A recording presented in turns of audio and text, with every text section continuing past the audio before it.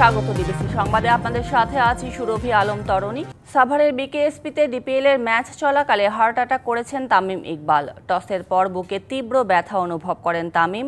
তখনই তাকে সাভারের স্থানীয় হাসপাতালে ভর্তি করা হয়। অবস্থা গুরুতর হলে তখনই নেওয়া হয় লাইফ সাপোর্টে। পরে হার্টে শতভাগ ব্লক ধরা পড়ায় পরানো হয়েছে রিং। তবে চিকিৎসক জানিয়েছেন শারীরিক অবস্থার উন্নতি হয়েছে, এখন অনেকটাই শঙ্কামুক্ত তামিম। ঈদের আগে ডিপিএলের শেষ পর্বের খেলা বিকেএসপিতে শাহিনপুকুরের বিপক্ষে টসটাও করলেন মোহামেডান অধিনায়ক তামিম ইকবাল। শাহিনপুকুরের টস জয়ী সিদ্ধান্তে ফিল্ডিংয়ের পালা মোহামেডানের। তবে এরপর আর মাঠে নামা হয়নি। বুকে ব্যথা অনুভব করেন তামিম। ব্যথার তীব্রতা ক্রমেই বাড়তে থাকে। এক পর্যায়ে জ্ঞান হারিয়ে ফেলেন এই ব্যাটার। তৎক্ষণাৎ সতীর্থ ও ক্লাব কর্তারা মিলে তামিমকে নিয়ে যান সাভারের বিকেএসপি সংলগ্ন একটি হাসপাতালে।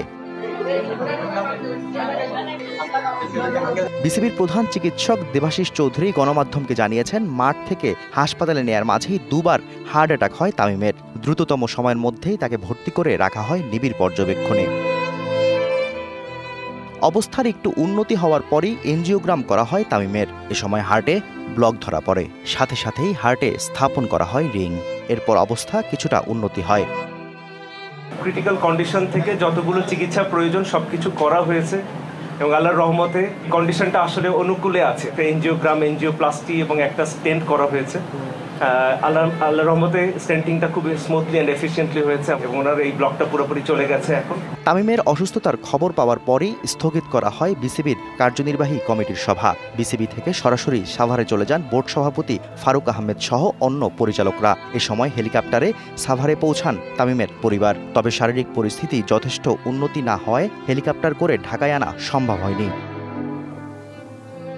Shahriar Hossain, DBC news desk. Tamim ইকবালের শারীরিক অবস্থার বিষয়ে আরও জানাতে সাভার থেকে যুক্ত হচ্ছেন সহকর্মী মামুনুর রশিদ। মামুন, জানাবেন তামিমের শারীরিক অবস্থা সম্পর্কে এখন চিকিৎসকরা কি বলছেন?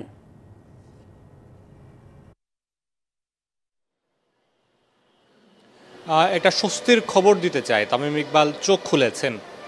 যারা স্বজনরা আছেন তাদের সাথে কথা বলেছেন, অল্প হলেও তিনি কথা বলেছেন।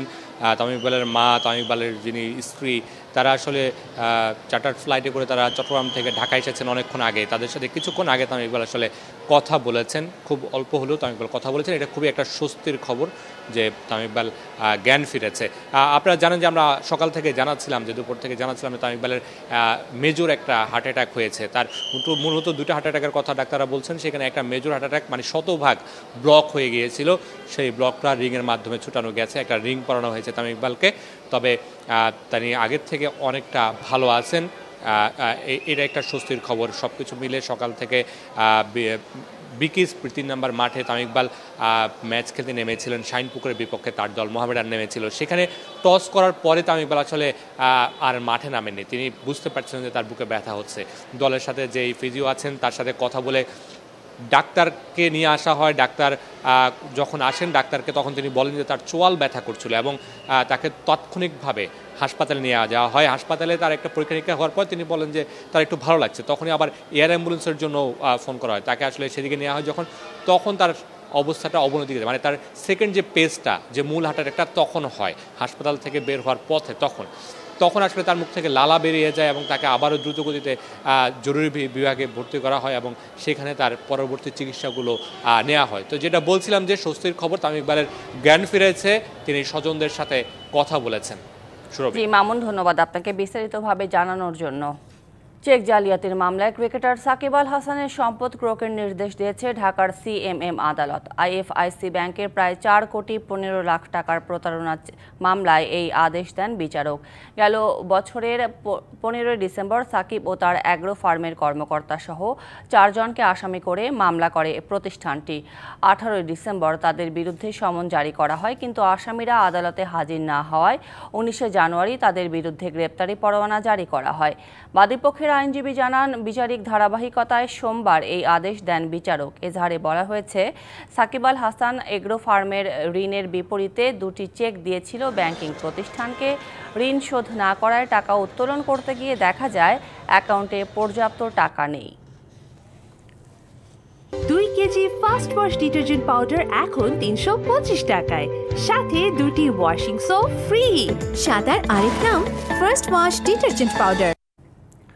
দেশে প্রথমবারের মতো সমুদ্রপথে চালু হলো ফেরি চলাচল। চট্টগ্রাম সন্দ্বীপ রুটে আনুষ্ঠানিক যাত্রার মধ্য দিয়ে সূচনা হলো যোগাযোগের নবদিগন্তের। ভার্চুয়ালি যোগ দিয়ে এর উদ্বোধন করেন প্রধান উপদেষ্টা ডক্টর মোহাম্মদ ইউনূস। এ সময় তিনি বলেন, এতদিন সন্দ্বীপে ফেরি চালু না হওয়া লজ্জার। এর আগে সীতাকুণ্ডু থেকে 1 ঘন্টার কিছু সময় পরে ফেরি পৌঁছায় সন্দ্বীপে। সেখানে অপেক্ষায় থাকা সাধারণ মানুষ অভিবাদন জানান সবাইকে। পরে উপজেলা চত্বরে সুধী সমাবেশে অংশ নেন উপদেষ্টারা। অনুষ্ঠান স্থলে ছিলেন 7 জন উপদেষ্টা। ফেরি যাত্রার প্রথম দিনে উচ্ছ্বসিত যাত্রীরা সুফল তুলে ধরেন, পণ্যবাহী গাড়ির চালকেরাও।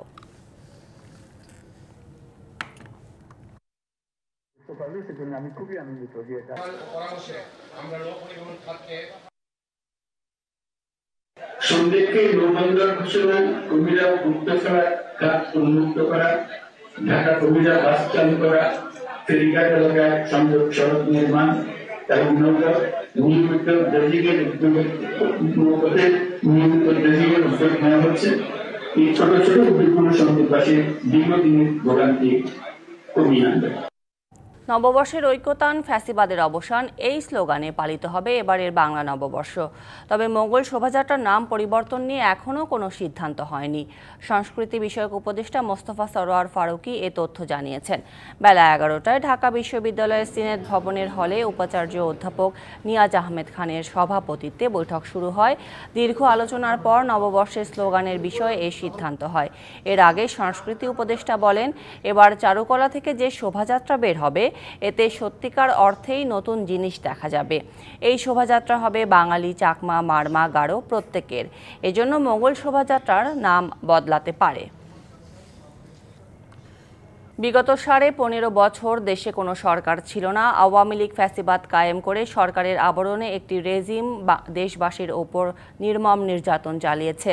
এ মন্তব্য করেছেন বিএনপি চেয়ারপারসনের উপদেষ্টা হাবিবুর রহমান হাবিব। সিলেটের গোপালগঞ্জ উপজেলা সদরে বিএনপি চেয়ারপারসন বেগম খালেদা জিয়ার সুস্থতা কামনায় দোয়া ও ইফতার মাহফিলের আগে এক আলোচনা সভায় তিনি আরও বলেন, আওয়ামী লীগ গুম খুন করে মানুষের ভোটাধিকার ও বাক স্বাধীনতাকে হরণ করেছিল, তাই তাদের এদেশে রাজনীতি করার কোনো অধিকার নেই। সিলেট জেলা বিএনপির সাধারণ সম্পাদক অ্যাডভোকেট ইমরান আহমেদ চৌধুরীর উদ্যোগে বিএনপির নেতাকর্মী ও গণতান্ত্রিক আন্দোলনের শহীদ পরিবার ও আহতদের জন্য এই ইফতার মাহফিলের আয়োজন করা হয়। এ পর্যায়ে দেখবেন ফ্রেস্কো কন্টেইনার নিবেদিত ভিন্ন রকম ইফতারের খবর।